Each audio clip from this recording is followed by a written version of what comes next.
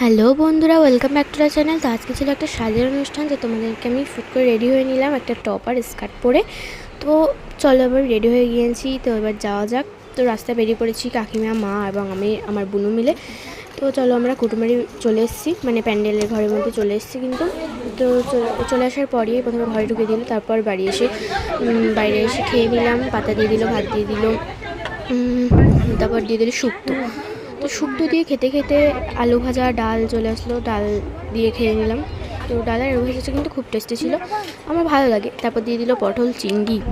আমার কিন্তু দুটো চিংড়ি মাছ দিয়েছিল, কারণ আমি চিংড়ি মাছ খেতে খুব ভালোবাসি, আমার ভালো লাগে চিংড়ি মাছটা। আমার সব জিনিস ভালো লাগে, মানে চিংড়ি মাছের কালিয়া দাও বা এটা দাও ভালো লাগে। আর দুটো পোনা মাছ দিয়েছিল, আর এদিকে পাঁপড়, চাটনি, পায়েস, মিষ্টি। তো আজকে সাদের অনুষ্ঠান সমাপ্ত এখানেই করছি।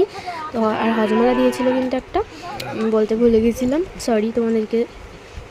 তো হজমলাটা খেয়ে নিয়ে আমরা কিন্তু বাড়ি পথে রওনা দিয়েছি। এবার বাড়ি গিয়ে একটু বসবো। তো এখানে বাইরের মধ্যে যা গরম ছিল, মানে বলার মতো না। এদিকে বাইরের দিকে কিন্তু এবার ঠান্ডা, আর দেখো ওয়েদারটা দেখো, জাস্ট ওয়াও লাগছে না? আর দেখো পুরো মানে কালো মেঘ মতো হয়ে গেছে, হাওয়া দিচ্ছে, এত কি সুন্দর লাগছে। তো বাই বন্ধুরা, সবাই ভালো থেকো, সুস্থ থেকো।